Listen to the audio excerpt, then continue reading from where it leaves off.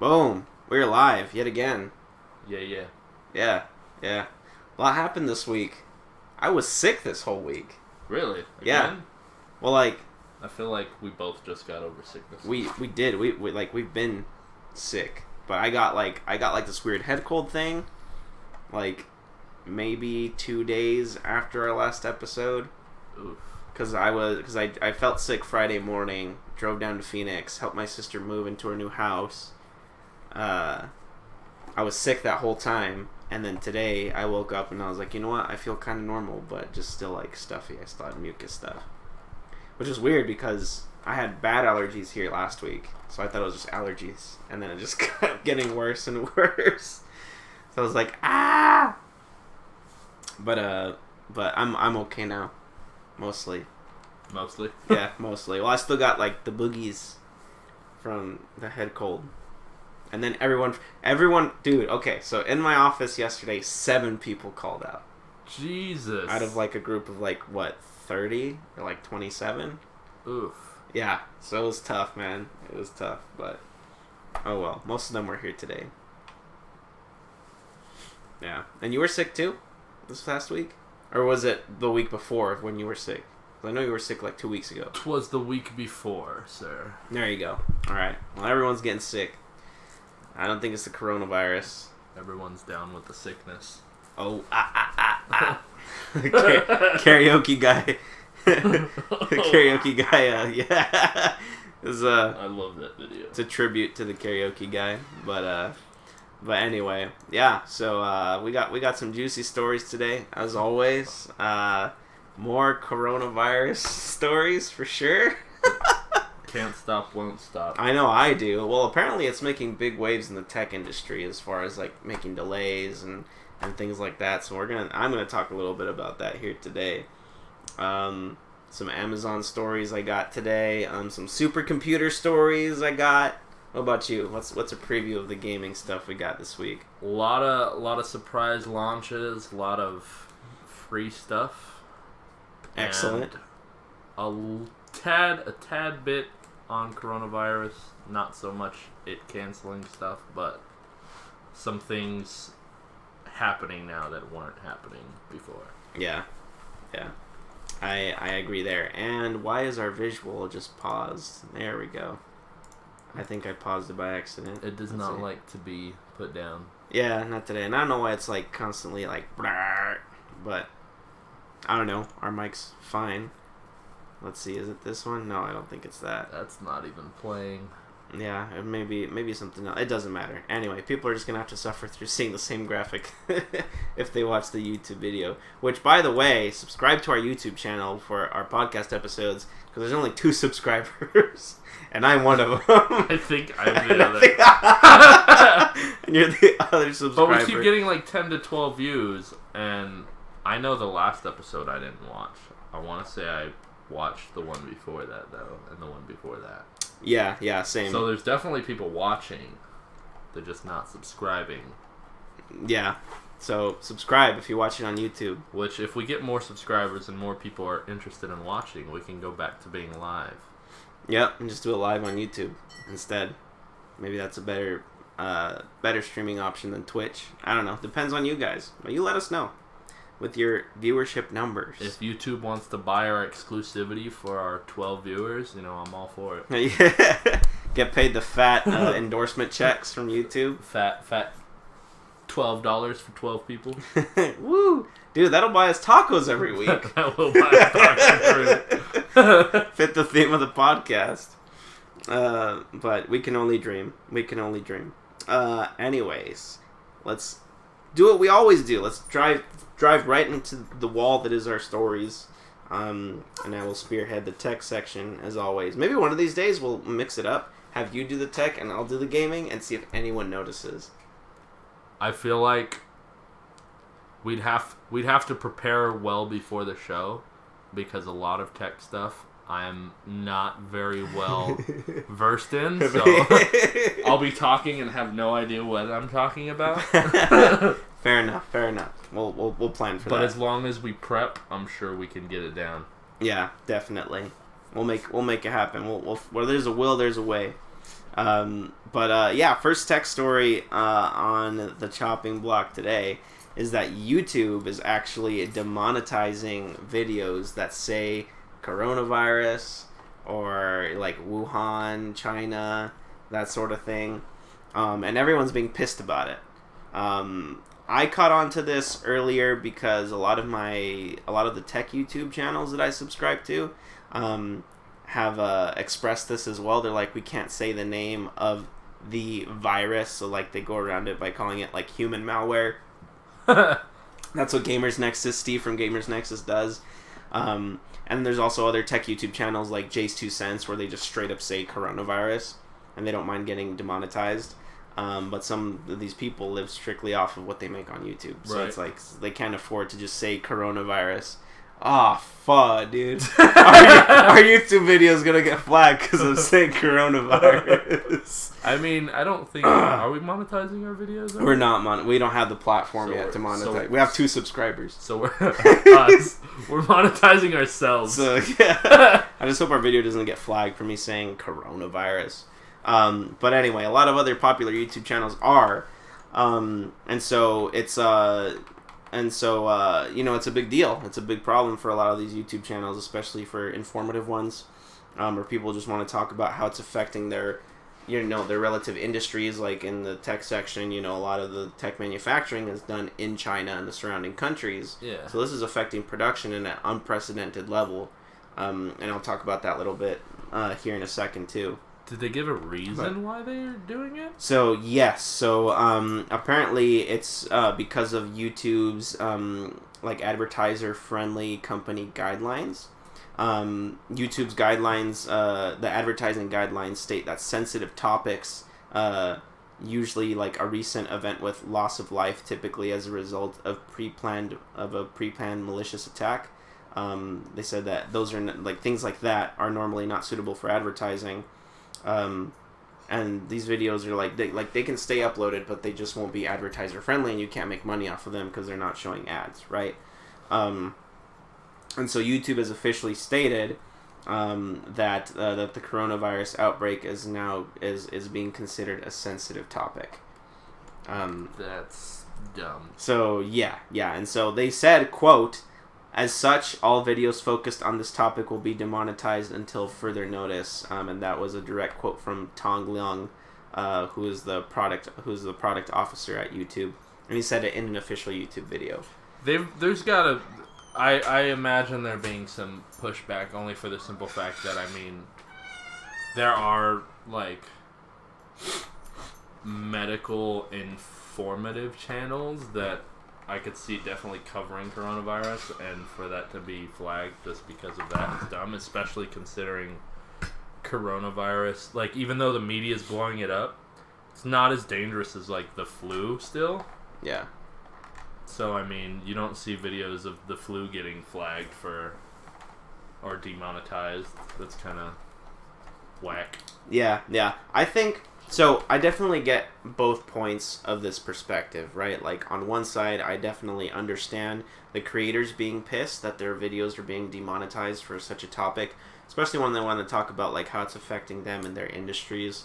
But I also see why YouTube would demonetize coronavirus videos on the basis of fear mongering and people just the spread of misinformation is what I'm saying.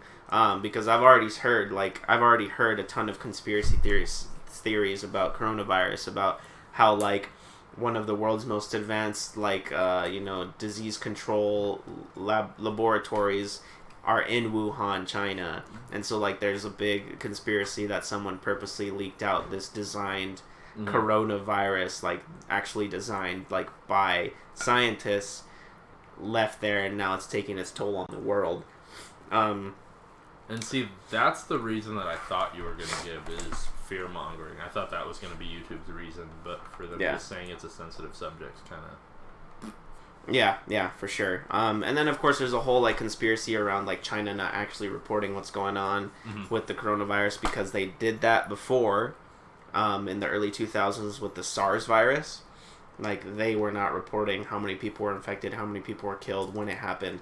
They were just straight up lying to the public and to other countries about how that disease was affecting China. So, like, the paper is thin here, and, like, no one is trusting China with any of that right now. So, given that a large majority of, Google shareholders and investors are from Asian countries, like, I can see why this is happening, right? Also, like, the official reasoning from YouTube here, just to elaborate on that being a sensitive topic, is that it's a sensitive topic because more than a reported 3,200 people have died from coronavirus. There's lots of fears around the virus that have led for massive organized, events like we've been talking about for the past few weeks, like Google I/O, Facebook's F8, the annual Game Developers Conference, Mobile World Congress. All these things, all these events have been canceled or postponed. Huge multi-billion-dollar, events that happen have just been canceled. Also, funny to notice as well that Disney theme parks have shut down across Asia, and countless of other offices have shut down for that as well. And so, just a little more on that. A YouTube creator who runs the Nintendo Prime channel on YouTube says that 2 or 3 of his videos that reference the virus, so like not even straight up said coronavirus, have been hit and demonetized for that as well. And so, he used abbreviations like CV, and things like that, but he still got demonetized. So he didn't say coronavirus straight up. That's crazy. So yeah. And so, this is a problem with YouTube and, their content managing system, which has been, to put it nicely, in the shitter for the last couple years, as far as, content creators go. It's completely broken. Just to show how broken this is, the big hitter YouTube videos or YouTube channels like Jimmy Kimmel Live, and other like late night shows that upload clips to YouTube that mention coronavirus straight up are not ad restricted. And they still have their ads up and they're still making money off of it. Really? So yeah, it's complete BS. Yeah, that is. And so, people are complaining to YouTube about this, and it's, is YouTube gonna do anything? I don't think so. But that is the current state of affairs right now. Just another one of the things that the coronavirus has messed up for yet another group of people. And this time it's YouTube, demonetizing its creators' videos. YouTube does say that they're trying to protect their advertisers, but come on, it's not like advertisers are completely helpless either. Right. It's YouTube's doing it for the money, and that's the only reason they're doing it, because they're demonetizing smaller content creators and they're allowing ads to go up for the Jimmy Kimmel show on YouTube. So it's BS. I'm guessing also like the news YouTube channels, like all the news sites. Yep, probably like all the Fox News channels and things like that. They probably still have their ads running. More on the coronavirus, just another thing that it has affected here. So it is coming, talking about fear mongering. Another confirmed case of the coronavirus was actually in Seattle, Washington. It's been in Washington for a while. This is actually the first state that confirmed cases of coronavirus here in the U.S. But now an Amazon employee is confirmed to have the coronavirus, and they are in quarantine. And they've reported being sick since last Tuesday. So this is actually what I think is a pretty big deal, simply because Amazon works at a very, very rapid pace. And I have to read this here really quick because it wasn't, luckily this wasn't this wasn't an Amazon employee who worked at a warehouse where they're touching thousands of boxes a day. This is just someone who worked at the Amazon Brazil building there in Seattle, is what they're called. They had different buildings there. So And so, again, this information was got by The Verge. So apparently The Verge found out which building that this employee worked at. They called out sick on February 25th, so last Tuesday, and said they weren't feeling well, and they haven't returned since then. So they are now in quarantine, so they can't return back to work if they wanted to. They also, two of the other employees there at Amazon also tested positive for coronavirus. But not at that office. These were employees in Italy for Amazon. They also tested positive for that. As you know, to try to prevent this, Amazon has requested that 800,000 employees halt non-essential travel in the U.S. and other countries. You know, where these employees are being. So it's not been a good week for Amazon because they've had to go through this little price gouging and misinformation on their stores for this last week. So, you know, you guys can read up on that if you want. I would imagine too the people who are like super scared of coronavirus that had to have affected like their sales numbers. Oh yeah.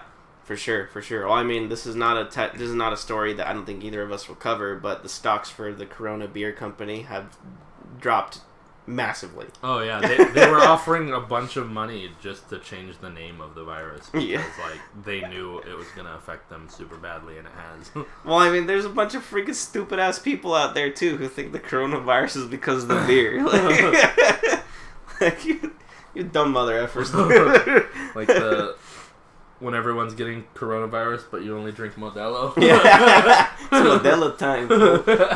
We joke about that. I joked about that last Friday at work because at our team meetings on Fridays, we always ask, "What are you guys doing this weekend?"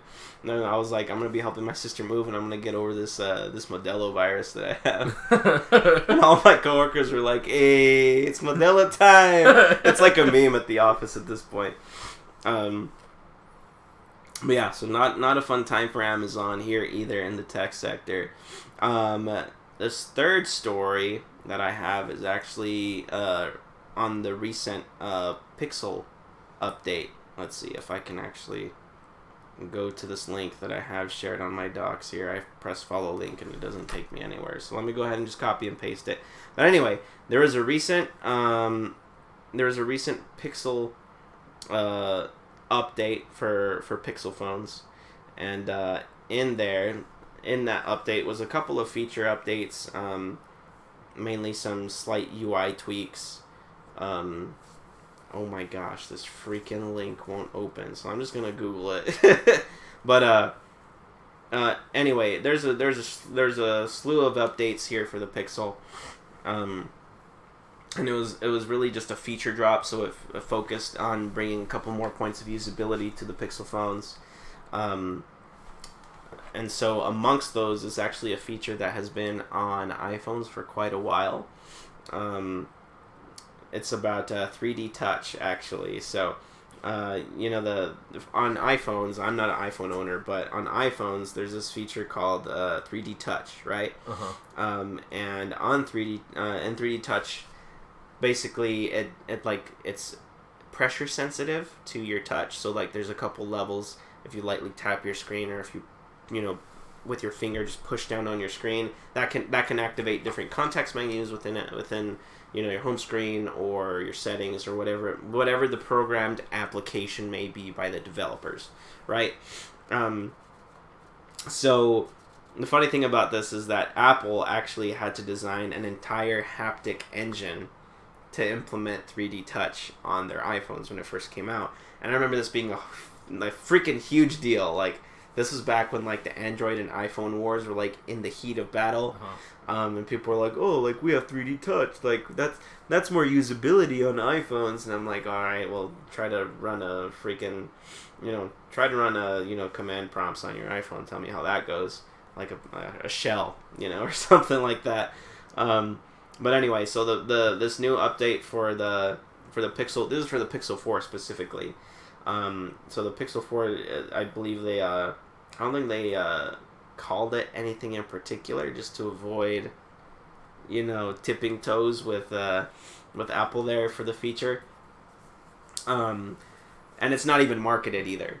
It's just kind of something that was in the feature update that people kind of like figured out. Actually, update here. Google doesn't have an official name for this feature.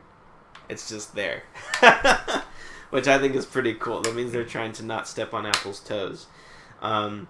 There is a brief explanation on it though on the support page for the list of all the features that were dropped for this Pixel update. So on a Pixel 4, in addition to the standard long press, you can firmly press on the device, and it'll bring up the same context menu faster. I have a solid name idea for that. Yeah? What is it? Give it. Pixel 4 now featuring pressure points. Get at me. Yeah. Hear that, Google? We said that here first, so you can't steal it. But yeah. So I don't know if on your Android phone, but if you long press the icon, it'll bring up like an extra little context menu for it. And it does take a second because I do that all the time with my icons. But now on a Pixel 4, you can just press a little harshly than you usually do, and it'll bring up the thing, a little bit faster than waiting for the long press. And so, this will work on applications like Google Photos, WhatsApp, Slack, Pocket, a couple other apps there as well. And basically, it's think of it like a shortcut to the long press that's traditional in Android phones.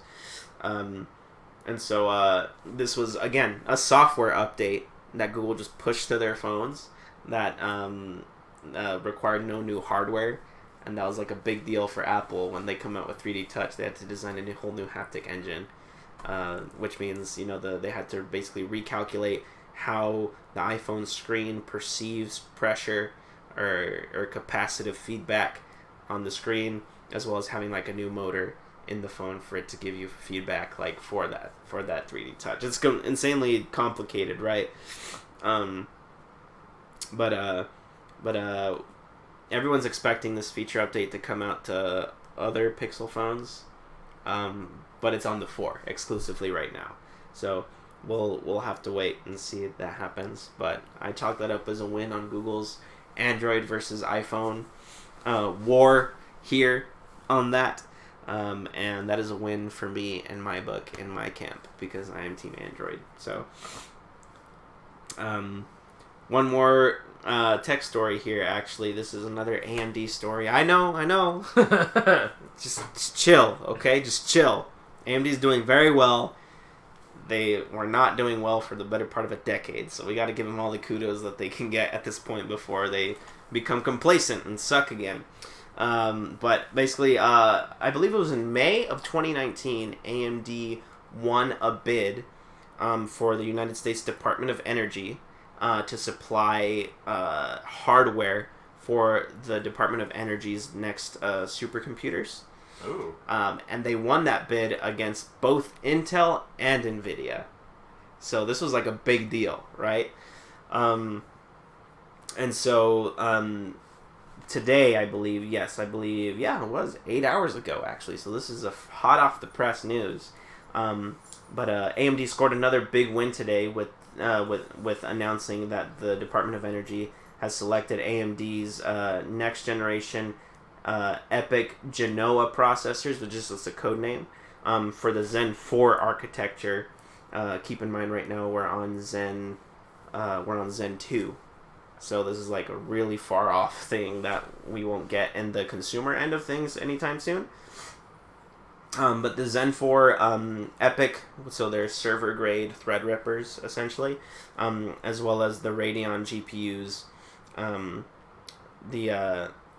This is to power a $600 million supercomputer called El Capitan, which is a 2 exaflop processing power system that will be faster than the top 200 supercomputers active right now combined. Jesus. So it's a big project. It's gonna be a big computer. This is actually the second time that AMD beat out Intel and NVIDIA for a supercomputer contract. The first one that that AMD beat them out for was the Frontier supercomputer. The previous supercomputer that the Department of Energy actually built, Intel built that one for them. And so that one was let's see, so that one is called Aurora. And so that's different from this one, but Intel is building that one, obviously. And this is actually a surprise in the industry because everyone was expecting the Department of Energy to give the contract to NVIDIA. Because NVIDIA, their GPUs are high compute power, just the way they're designed. And so, it would make sense to design a supercomputer around that. And on top of that, NVIDIA GPUs currently dominate the top 500 supercomputers that are on Earth right now. So that was kind of like, that's why people were expecting NVIDIA to win this contract. But that is not the case here. So AMD got that contract. It's really good. I mean, they're making good products now with great architecture for a good price too. I believe they're price beating Intel by a lot as far as compute performance per dollar. Yeah. Which is good because that means they can manufacture more hardware for a lesser price and therefore provide more raw compute performance on like a physical level. Like, would you rather have the same compute performance, or would you rather have more compute performance in the same size of room than less of it, that sort of thing, or just have like different sites with more computing power altogether. It's all a numbers game in the end of the day. But yeah, so these these supercomputers, they're kind of a ways off. I believe the AMD deployed ones should be deployed in late 2022 and not fully operational in 2023. So that's 3 years from now. It's not too far off, but 3 years can go by super fast. Yeah. I mean, these last 5 years freaking flew by for me. And so, of course, this is it's gonna be a super fast machine. The exaflop measurement of calculations, in case you didn't know, it's 1 quintillion calculations of floating point numbers or floating point calculations, which I'm not going to get into that because it's a nerdy math term, per second. Jesus. So, so it's a lot. And then keep in mind that a really basic, like, 8-bit quantum computer can outperform that by, like, 1,000 times. So, I know... We just laughed at the cat. Sorry, it, like, twitched all of a sudden. But we talked a little bit about, quantum computing, and, this is just traditional supercomputer, which is all we have. This AMD based supercomputer, which is going to use both processors and graphics cards. It's expected to be 16 times faster than the current IBM and NVIDIA Sierra system that it's going to replace. And it's expected to be 10 times faster than the Summit supercomputer, which is currently the fastest supercomputer on Earth. So, lots of lofty goals here.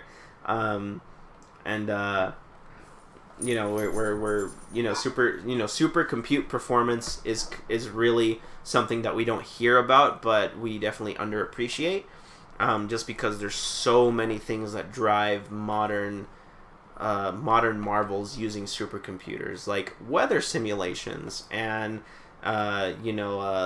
lots of simulations on cellular structure, nuclear bombs, whatever it is, it's driven by a supercomputer at this point. Can you imagine if they were just like, screw it, we're done with this, we're just gonna use this to mine Bitcoin? Oh my god, dude. that would break it. That would instantly break the Bitcoin market, I'm gonna tell you that. It's just like generate. Yeah, I have 3 billion Bitcoins. I started yesterday.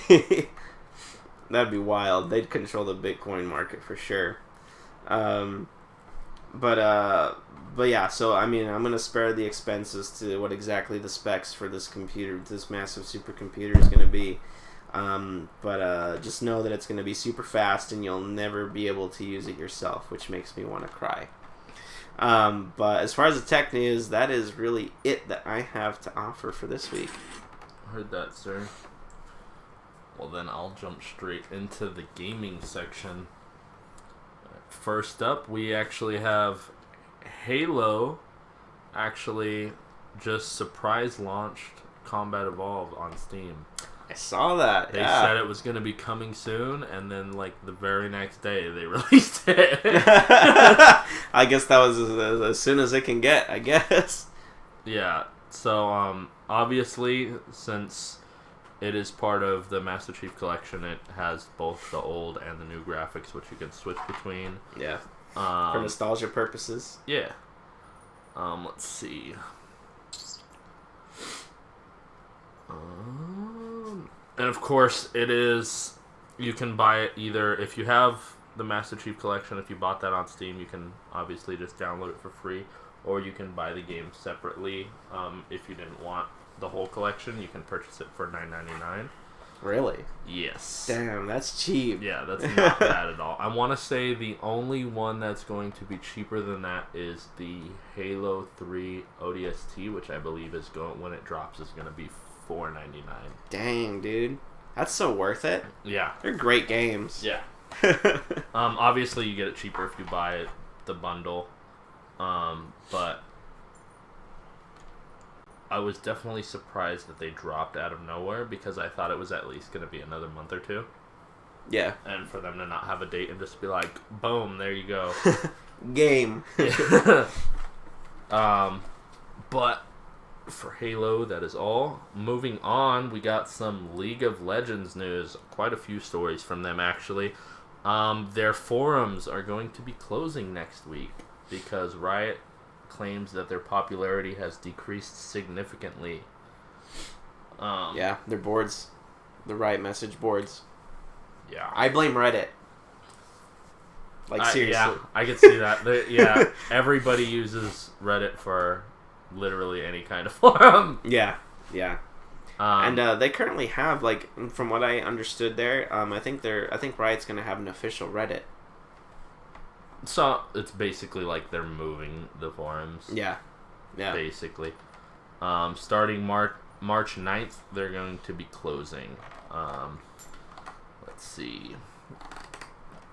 They claim that we know some of you use them regularly, so we didn't arrive at this decision lightly. However, after looking at how many of you were using boards, it became clear that the popularity of the platform had decreased significantly.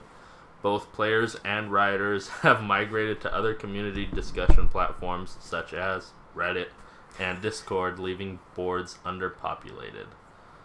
Let's see, they obviously gave thanks to their volunteer moderators and obviously thanks to the community for making it last as long as it did, and are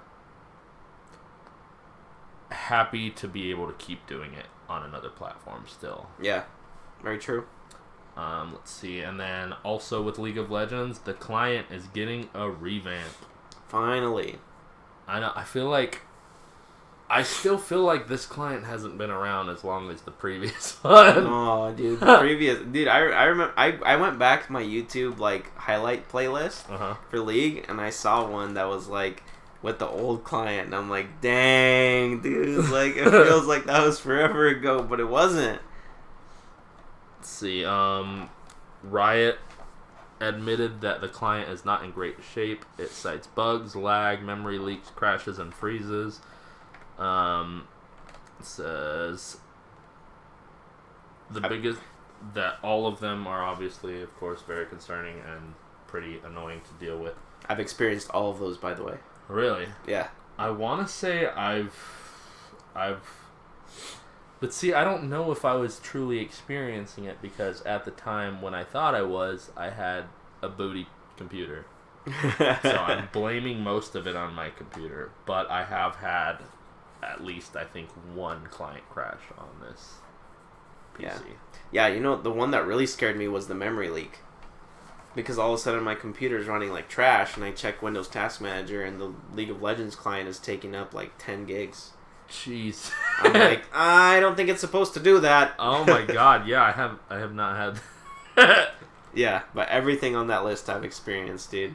It says the specific long-term targets are to lower bootstrap time. They want to cut down the 15-second launch to be 3 to 4 times faster. Let's see. Champion select lock-in response time should become about 8 times faster. Yeah, I hope so, because that's like the easiest part of that client. Yeah. It's amazing. Like, it's amazing that they have as much troubles with it, and it's taken this long for them to finally... But, I mean, they are working on a lot of projects, so I'm not gonna complain. Yeah, I almost feel like maybe, like, they're so focused on content creation that they've kind of ignored their software development team.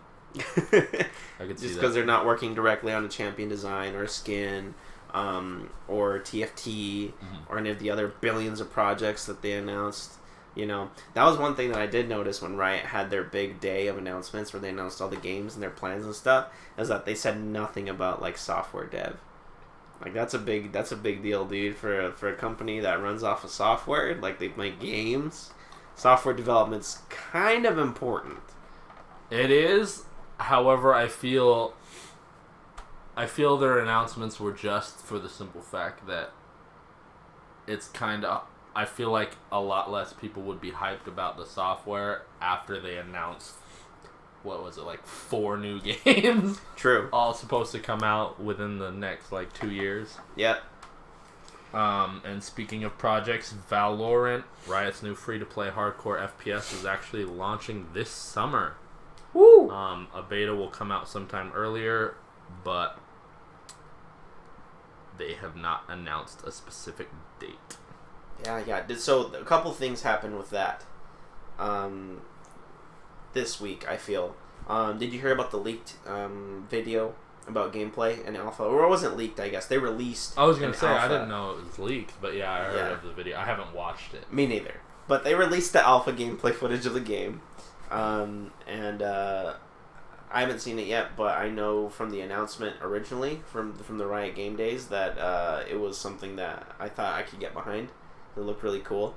I've had fun playing Overwatch, but I feel like it wasn't accessible enough for me.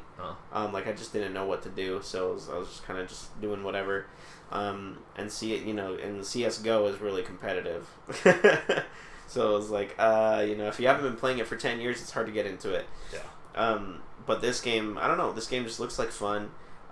They were supposed to do a live stream with game capture footage to show more of it, but that was canceled.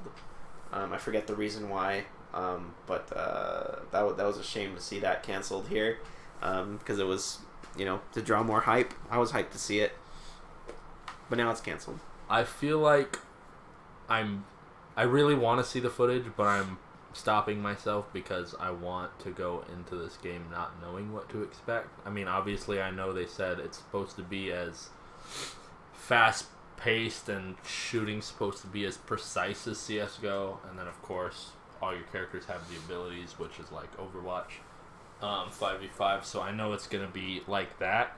However, I don't want to know about the characters or their abilities or see any of the maps or the guns until I'm playing it. Yep. Especially since it's a free-to-play game, it's going to be easily accessible. I'm not going to have to worry if I'm going to have enough money to buy it at launch. I'm going to play it at launch. Yep. We're all going to crash the servers today at launch. I guarantee it. Dude. Riot's not going to be prepared for how this game is going to be played by everyone on launch day. I guarantee it. Happens everywhere with the biggest companies of all time. It's going to happen with this game.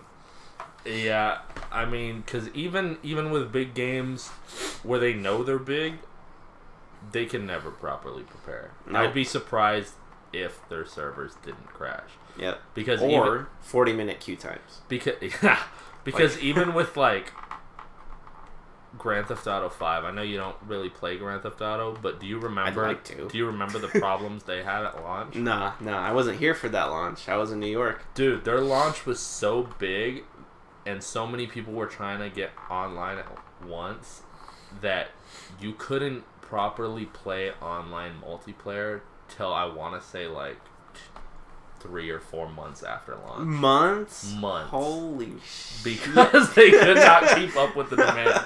It was insane. And I know, obviously, there's a lot of shooter fans, a lot of Overwatch fans, a lot of CSGO fans, a lot of League of Legends fans. And so for this to become a combination of everything, it's going to be nuts. It's going to be a large market that they're going to be attracting with this game, for sure. They got me hooked. And I haven't seen anything besides their first announcement. Yeah. I know a couple of people, or a couple of my coworkers at the office who play tons of Apex, or like tons of Destiny 2. They're like, yeah, I want to play this game. So I'm like, alright, you're on board. I'm very curious as to if in the future they're going to throw any of the League of Legends characters in there. That'd be funny. Or some skins based off of League characters. Because I could see, like, obviously some of the characters that have guns in League. Like, I could see Jinx being in there, or Caitlyn being in there. Lucian skin. Like a High Noon Lucian skin. For someone in there. Yeah, that'd be dope. That would be sick. I mean, because it's all the intellectual property of Riot. Yeah. So they might as well take advantage of that. They can do whatever they want. Yeah. They'd be dumb if they didn't, to be honest. They'd sell so many so fast. Yeah. But enough of that. I have, let's see, one more League story, I believe. Yeah, one more League of Legends story, and that is China's Pro League of Legends circuit is set to resume on March 9th, but will be online only, which is odd. Yeah, question mark pings all over that. So, like, the casters are going to be remote, and the players are going to be remotely. Yeah, they're going to be, like, at different LAN centers, or... Which... That's weird, because then you have to account for ping. You have to... that's just going to be weird, man. You have to account for ping. You have to be sure that whoever's playing is really playing. You have to be sure that, like... Yeah. There's got to be some type of super convoluted, like, setup for that. You got to make sure that, like, everybody's using regulation equipment. Like, I'm sure they're not allowed macros in pro play. Definitely not. So they probably have to everything is probably standardized, right? Like, your screen has to be this refresh rate. You have to, I don't know what else would be standardized. But I mean, are they gonna have people like going and checking on this? Like, there's not really any way that I know of that they can prove that they're following all these. Yeah, maybe the Riot referees have to remote into each of their computers and see what the setup is according to, like, device manager or something like that. That's how I see it. But honestly, I don't know how they're gonna take care of that. One of my biggest concerns is the ping. Yeah. Because in LAN you have 0 ping, and even in countries with super low ping like Korea, and I think China has low ping too. I think the low ping there is like 20 something. It's also gonna because China, obviously, I want to say they're the ones who a couple months back were in the news for severely cutting down internet usage. Yes, I remember that. So I'm wondering how that... Episode 3 of Let's Talk About It? Episode 2. So I'm wondering if, like, they're going to be somewhere where there's an exception, or if it's going to have to be played in that very small window of time. Yeah. Very true. That can affect viewership real hard. And then if you're in different time zones, like, like... it's going to be a mess. It's too much of a complication for us to be worried about because we're not getting paid to worry about it. It says, the LPL says this online-only arrangement will only last until the end of the spring split, which ends March 30th. The summer split should begin sometime in June, but it's likely it will continue being online only if the coronavirus epidemic isn't contained. Wow. So... I mean, it makes sense.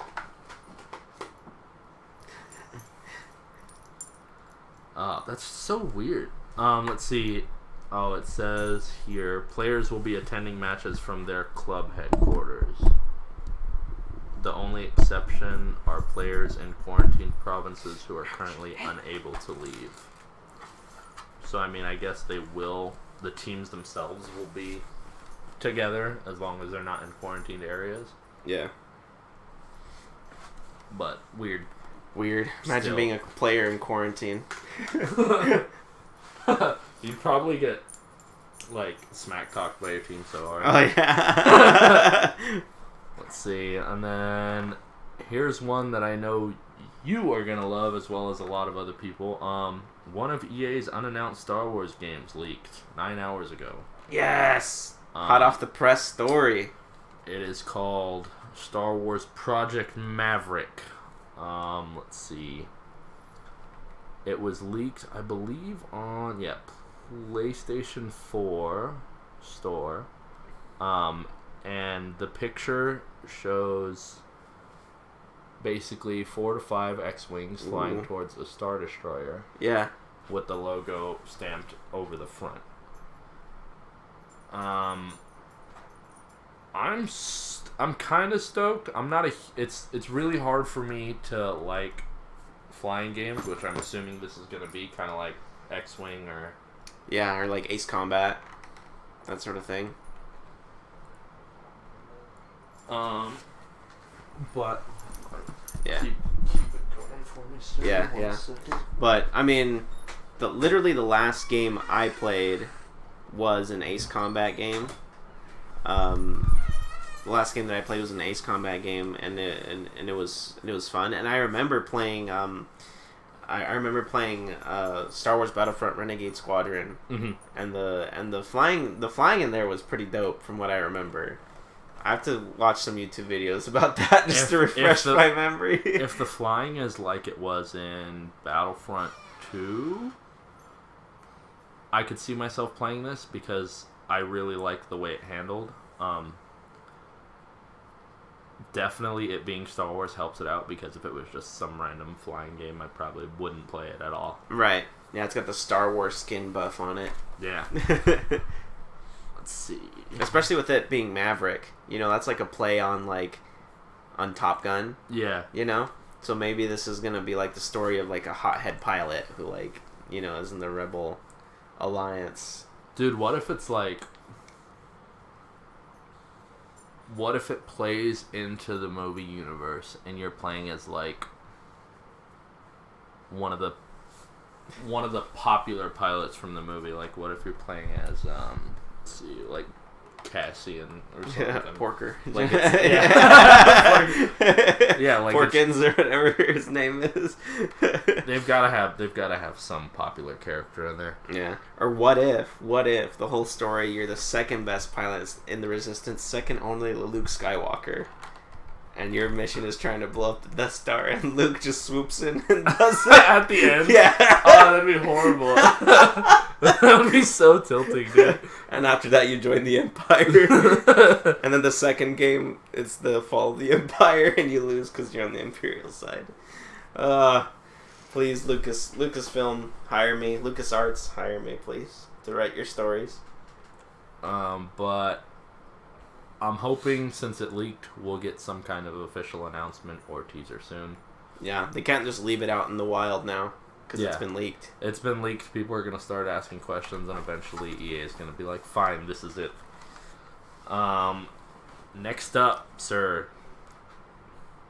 No one can see this, but if you have the hardware or a supercomputer, you can play Doom Eternal at 1,000 frames per second. Or so they claim. 1,000 frames per second. That's quite the claim. Yeah. Obviously, the human eye can't see it 1,000 frames per second. But I'm sure as hell gonna try. Let's see. They said on ID Tech 6 we maxed it out at 250 frames per second.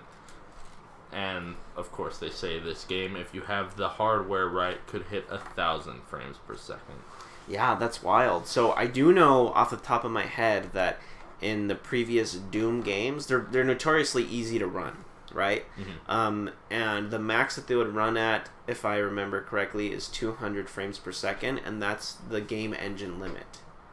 and seeing this, they said there is no really upper limit. I've had some hardware here locally that we built just for testing where we had scenes running in the 400 frames per second.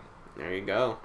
So there you go. It's gonna be wild. Yeah, that's probably like a 2080 Ti or something. But like, I wonder what like a Titan RTX would be able to do with a game like that. I don't even know what that would look like, man. Because in a recent conference, like Asus was showing off a prototype monitor, which was the Rogue 360, which is a 360 hertz refresh rate on a monitor, and that's the highest one that I've ever heard of for consumer use. Yeah. So like, do I want to see Doom Eternal at 360 frames per second? Of course. Yes. Is it gonna cost me $2,000? Yes. But that'd be cool if they had like kiosks, like at a Best Buy or something. Oh, dude, that'd be so sick. Where it'd be like Doom Eternal at 360 frames per second, and also advertising the Asus monitor. I'd be there every day. Oh yeah, I'd be like, let me play the next level, please. And then next up, we have an official announcement for Death Stranding's PC release, sir. Nice. June 2nd. Soon. Very soon. Very soon. Dang. I wonder how many people are gonna get it after its launch. I'm gonna pre-order it for sure. Yeah. It's a game that I've been looking forward to. I have stopped myself from watching any sort of gameplay. I've seen just only the trailers that we talked about when we like first started the show, like about the 4 characters. Yeah. And the reviews. Yeah, and that's all I've seen. I haven't watched any gameplay. I haven't heard any spoilers. I've kept safe. Yeah, that's good, dude. That's good. Mods are gonna be crazy. Mods are gonna be so stupid. Since it is coming to PC, they are including some Half-Life content in it. I heard about that. Yeah. One of the images I seen had Norman Reedus wearing like the head crab. Yeah. But I'm super stoked. I don't know if you're super stoked. I don't know how you feel about Kojima games or if you've played many Kojima games. I have not played a single Kojima game. Really? Yeah. Well, name some off. I doubt I've played any. Obviously, like the Metal Gears. Never played any Metal Gear. Oh, dude, Metal Gear. I played good. Killzone. I thought that was a Kojima game for the longest time, but it's not. Let's see what other. Did you ever play PT? Nope. Silent Hill. Never played Silent Hill. Let's see. Resident Evil is not a Kojima game, right? No. Okay. I thought so. I had to be sure though. Castlevania Lords of Shadow. Never played. I've only played one Castlevania, the NES Castlevania game. Wow, you have not played. Or SNES, whichever. Yeah, I have not, dude. But I'll play Death Stranding. Dude, his stories are so wild and the characters are so wild. He's amazing. I'm sure it's a good time. Okay, so hear me out. First mod that should be available for this game is for Norman Reedus to be Mando and for BB to be Baby Yoda. Just saying. That's definitely coming. There's no way that people aren't already trying to make that mod happen. I'm just saying, dude, if I can play the whole game like that, I'm playing Death Stranding. Dude, there's going to be so many different character mods for that game. Are you kidding me? It's going to be amazing, dude. I can imagine it. Like, what would be another, like, dynamic duel like that? What's another baby father figure? Rick Grimes and Lori's baby, I guess. Walking Dead. What else? But the Rick and the baby is just a piece of coral. Coral. Oh man. Heisenberg and Jesse Pinkman. Old Jesse Pinkman baby with the yellow sweater and a beanie. Shrek and Donkey. Dude, I feel like I'm missing a really big, like, baby and dad combo right now. Oh, The Hangover? Yep. That's gonna... That definitely has to be I'd be surprised if that doesn't pop up. That'd be so funny, dude. Lots of mods for Death Stranding. Probably lots of, like, gameplay improvement mods, too. Yeah. They also said that The PC version is going to include a high frame rate photo mode, support for ultra wide monitors, and like I said, content from the Half-Life games. Let's see. It says that the Half-Life content will be included on both Steam and Epic Games as well. Dope. An expanded soundtrack with 10 previously unreleased tracks. And pre-purchasing it will net you even more cosmetics and some HD wallpapers. Let's see. And then I have one final little throw out there, kind of small news, but still news. Rainbow Six Siege is going to be free this weekend, starting the 5th, running through the 8th. And if you play it and like it, it will also be on sale for 75% off. So dang, that's gonna be cheap. And that game's normally $20, so it's gonna be like $5. Oh really? Dang, that's gonna be cheap. Rainbow Six Siege. I haven't played Rainbow Six Siege. I've seen people play it, and I think it could be really fun, really competitive. I haven't played it either. Obviously, I've seen videos.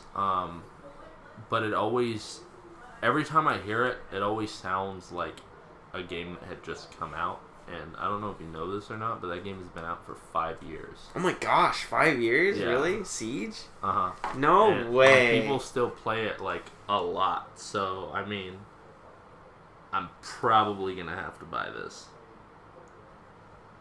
That's weird. It can't be that old.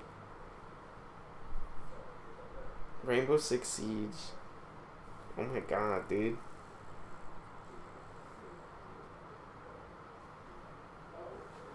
Oh, never mind. I just tried to Google it real quick, but it doesn't matter. Jeez. No wonder it's a $20 game now. Yeah. But I mean, obviously, there's still a lot of people playing it because every year they release new maps and whatnot, cycle the gameplay. Yeah, true. And I know there's still like leagues, like competitive tournaments for it. And also, when you play during free weekend, it will include all of the maps and all the content for the free weekend. Nice. So you're not just limited. Yeah, to just the base release. That would suck. That'd really suck. But, sir, that is all of my stories. Cool. Maybe we should talk about LCS for a little bit. Let's pad our stats. I'm down. Yeah, so let's go over the standings real quick, shall we? Cloud9 Still undefeated. They are 12-0 with 36 points for this split, dude. They're in convincing first place because in second place is FlyQuest of all teams, and FlyQuest is 8 wins and 4 losses. So there's 4 losses in between even matching. Yeah, they're beating Cloud9. Cloud9's beating them by 12 points. Yeah, by a lot. And then there's currently 9 teams out of 10 that can make it into playoffs. If you think about it. Because we have 3 teams tied for third between Team Liquid, Immortals, and TSM. And then we have 5 teams tied for 6th. Which are 100 Themes, Dignitas, Golden Guardians, and Evil Geniuses. All 5 of those teams are 5-7 right now. And then CLG, they finally took a win this week. They are now 2-10, and they beat Trash SM, TSM, for that win. That is upsetting. Not because I'm a fan of TSM, but as it's TSM. I don't think they shouldn't have lost that. No. So in that game, Bjergsen went Maokai mid. I'm pretty sure it was in the game versus CLG, but Bjergsen went Maokai mid, and Broken Blade, their top laner, went Kale top. And they got smashed, dude. It went so bad. Also with that too, CLG, we're a little bit over halfway the split now. And they've had Po Belter for the last 2 weeks. Mm-hmm. So the first half of this split, Crown, the Korean mid laner who won the 2018 World Championships on his team, they have parted ways with Clown, with Crown, their Korean mid laner. Just a brief tweet. It said, "Thank you, Crown, for your time on CLG. We wish you the best." And then, like Team CLG or whatever the hashtag was. So I'm like, dang, dude, that is not the way to go. Something's going on in CLG, dude, where they replaced their star Korean mid laner with Pobelter. That can't be good for CLG, man. Do you think, who out of 100 Thieves, Dignitas, and Golden Guardians, who do you think is going to take TSM's spot? I don't see... Oh. I see TSM falling down the ladder here in the next week. That's a tough one. Just based purely on players, I think Dignitas would take it. I'd really like either Golden Guardians or Evil Geniuses to take it, just because EG's roster is pretty stacked. Mm-hmm. I like their team. I like the players on that team. And I actually watched a Riot documentary today on Golden Glue from Golden Guardians. It's called Drive, or The Drive. And so in this whole 20-minute documentary, it talks about how Golden Glue, he's from Texas, and football is life in Texas, and he was always a hard worker in football, and then as soon as he got accepted into the varsity team in high school, that's when he got the interview with Dignitas to play LCS with Dignitas, with the old Dignitas. I'm talking about, he went in to fill in for Skara. When Dignitas was Skara, I'm a Cutie Pie, Kiwi Kid, and then I forget who their top laner was. I think I Will Dominate was in there too. That is a while back, but Cutie Pie ain't played in a minute. In a long time, dude. He hasn't played ever since Team, right before Team Liquid took over Team Curse. That was his last game. Same thing with Voy Boy too. But the whole documentary was how it basically outlined Golden Glue has been on 10 or 12 different teams, dude. Jeez. So many teams. He's been on Dignitas. He's been on Team Coast. He's been on Team Ember. He's been on Team Liquid. He's been on Cloud9, both their main and academy rosters. He's been on every single team under the sun besides CLG and TSM. And it's a sad story. You can't help but feel for the guy, because he would always in the thing they'd outlined this, he would always get benched for a Korean mid laner every single time. And then, dude, he played with Cloud9 when they won a split. Mm-hmm. When they won, I think they won a spring split, and Golden Glue was subbing in mid for Jensen. Remember when that whole subbing out Sneaky and Jensen fiasco happened? Yeah. He was playing mid. And they won the split with that. They became split champions when he was a mid laner. And then that's when he says in the documentary that Jack, the owner of Cloud9, basically told him hey, maybe you shouldn't be playing pro. I don't think you're pro material. What? So I was what the F, dude? And so that's when on the off season he was let go by Cloud9, and then he was picked up by Golden Guardians. It's a really cool little 20-minute documentary. I recommend you watch it just to know a little bit more of who Golden Glue is as a person. But that's why I'm rooting for either Evil Geniuses or Golden Guardians to take TSM's place up in that tie for third versus Immortals and Liquid. I would definitely be voting Golden Guardians if they had that jungler that I like, man. What's his name? You forgot his name already. Because he's not contracts. Yeah, because he's in Academy now, right? Yeah, I'm pretty sure he's in Academy right now. I haven't seen him in a minute. Yeah, whose Academy team is he on? I keep on forgetting.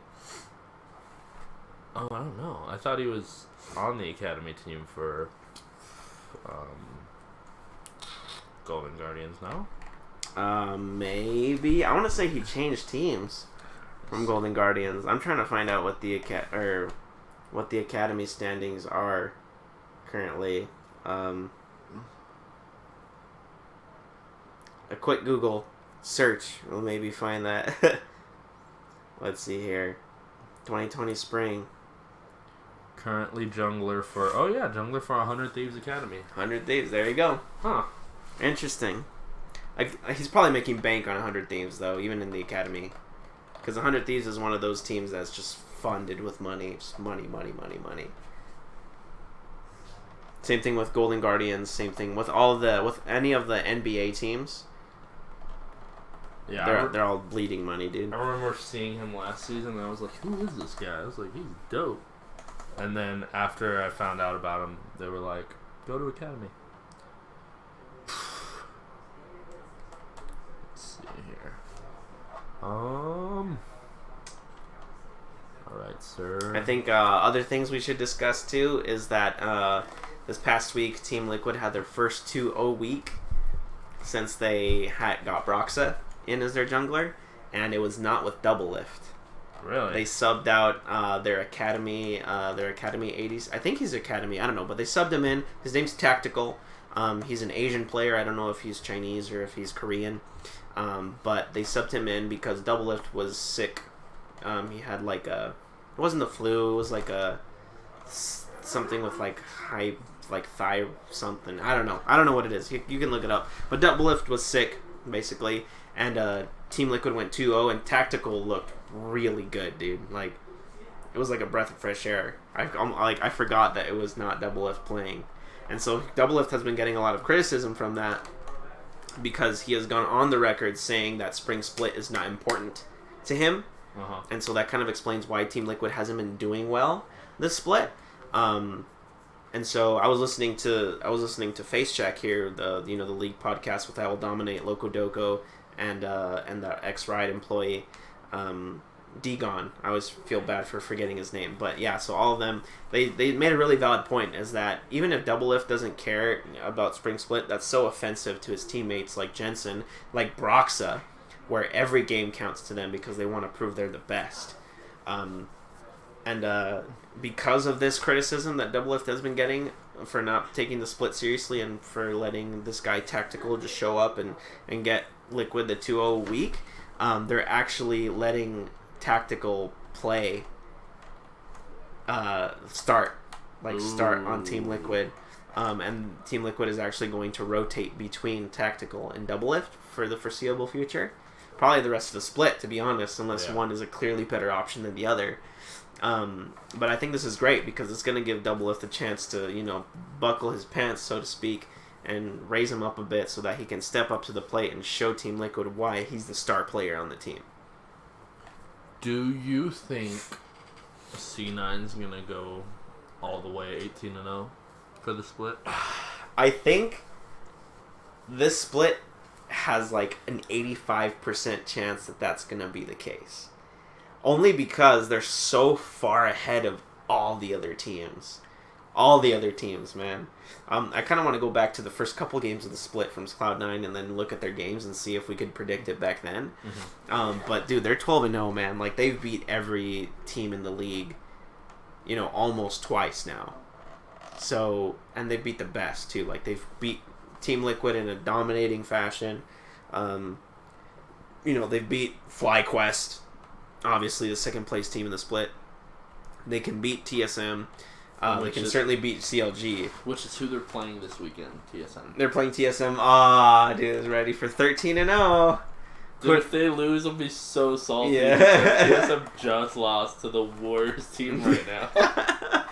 Yeah, but I don't see TSM beating them this week, honestly. What's the other team that Cloud9 plays this week? Do we know? According to this, it looks like they only have one game this week. Check. They probably play Monday night. Oh yeah, they do play Monday night. They play Golden Guardians. Yeah, dude. It's gonna be another They're gonna be 14-0 this coming week, man. I'm calling it right now. I think they might end the split 17-1, just for shits and giggles. But I can totally see them going 18-0 for the split. That's just my opinion. If any team is going to do it, it's going to be this version of Cloud9, the split. If they go 18-0 and then just are trash during the summer split, it's going to be devastating. Yeah, watch them be a last place team in the summer split. Because we've seen that happen to teams before. Yeah. We've seen it happen to Cloud9 before, where they rock one split and then they totally shit the bed the next. And for all we know, there could be other pro players who have won before or made it super far who are just who also don't care about the spring split and they just aren't saying it. Yeah. They're like, whatever, I'm getting paid. Yep. I'm sure there's lots of people like that. I'm sure Crown was someone like that, and that's why he left CLG. Yep. But yeah, so interesting LCS, dude. 9 out of the 10 teams can qualify. Basically, everyone that's not CLG can qualify for playoffs at this point. And 5-way tie for 6th. There's a 3-way tie for 3rd, and then you have Cloud9 dominating the first spot there. So lots of interesting things happening with the LCS. I haven't kept up with the LEC. I have no idea what's going on in Europe there, but I'm sure interesting things are happening for sure. But that's all I have to say about LCS. Yeah, that's all I got, sir. Cool. Well, if we have nothing more to say, I think that's a good time to end the podcast right here. We're a hair over an hour and 10 minutes, so that's plenty of time for people to listen in. So before we do our usual thing and play our outro music, thank you again for everyone who listens. Again, we want to reiterate, please subscribe to the YouTube channel, since it seems to be a very popular medium for people to listen or watch our podcasts. So please go ahead and subscribe that way you can get notified whenever, or have it see it in your subscription box for YouTube whenever we post a new episode. Follow us on social media. We haven't been really posting on social media lately, but I promise I'm trying to be better at that, for posting when a new episode is live on our social media. Instagram, Facebook, Twitter. Those are the big ones there. Also, if you like listening and you don't have like YouTube Premium where you can close it and keep listening if you listen on your phone or whatever, we are also on Spotify. Yes, Spotify, Anchor FM. We're on Apple Podcasts, Spotify, some weird other podcast things that we've never even heard of. So also do that. Again, we appreciate it. All you have to do is listen. You don't even have to comment on whether we're good or not, because we don't want to hear that opinion. but all you have to do is listen, and we'd appreciate it. We're gonna do another Chipotle giveaway here soon, because I still have the gift cards in my car. Nice. So we're gonna do another Chipotle giveaway. So stay tuned for Chipotle gift card giveaway. And we appreciate your continued support. As always, Autobots roll out. We'll play the outro music here.